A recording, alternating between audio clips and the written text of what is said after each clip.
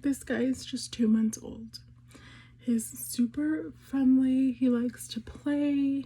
He likes to just cuddle. Now just imagine having to euthanize him and having to put him down. Just being a little puppy who didn't ask to be brought into this world, but us having to put him down 2 months later anyways. My name is Stacey Ramirez, and today I want to talk with you guys about overpopulation in our shelters today. This issue is causing many problems for our furry friends, and now that you're aware of overcrowding in animal shelters, let's discuss some things that are causing it. So, what's causing overcrowding?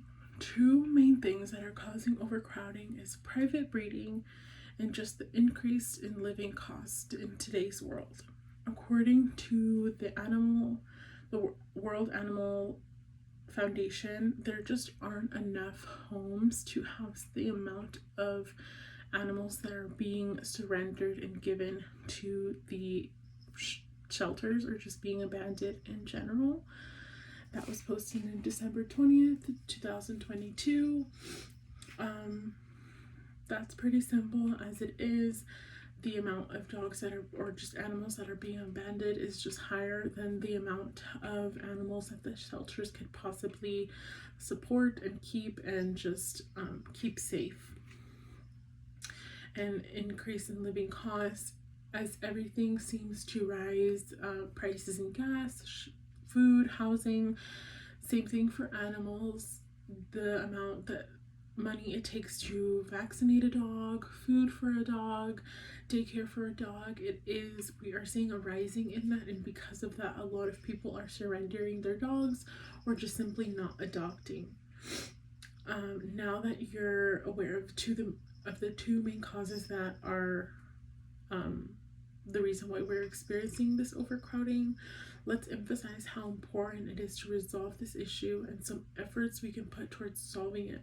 It's super important that we make this problem mainstream and that we talk about it, because according to USA Today, shelters are reconsidering housing multiple animals in one kennel.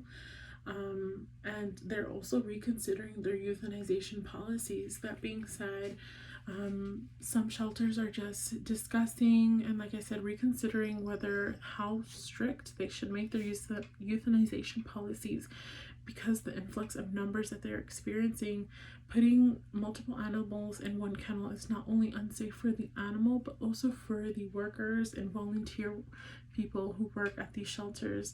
Those type of conditions can make any animal very unhappy and potentially dangerous. The more high these numbers get in population, is the more likely our furry friends are likely to be put down. And we can also, some things that we can do to correct this issue or to solve this issue, is to stop buying from private breeders. These breeders are making breeding poor animals into a business, making animals have babies and selling them off, when there, like I said, is a crazy amount of animals waiting to be adopted any day at our local shelters. Always adopt before you shop, or don't shop at all. There's a crazy amount of animals that are waiting any day to have you go down there and make them your fur babies. So, as you can see, overcrowding in shelters poses a great threat to our animals. And according to Global News, unwanted puppy litters leave Saskatoon Pound overflowing by 300%. So not only is this elderly senior dogs or a middle-aged dog, these are puppies that people are not even wanting. And that's not something that we typically see. We typically see mostly senior dogs in shelters or just middle-aged dogs, but now people are even giving up their litters, puppies that are weeks old, that they don't care for, they don't want to keep them, they rather than be in the pounds. So it's super important that we solve this issue so we can stop the great threats that this poses for our furry friends. In my presentation today, I spoke about the current overcrowding in animal shelters today. I also went over some causes for this overcrowding, again, private breeding and just the increase in living costs. And lastly, I went over the importance of solving this issue. Again, it is very important that we do this because our furry friends are likely to be euthanized and to be put in one kennel. I mean, just imagine yourself being put in something the size of a bathroom with 5 other people to live.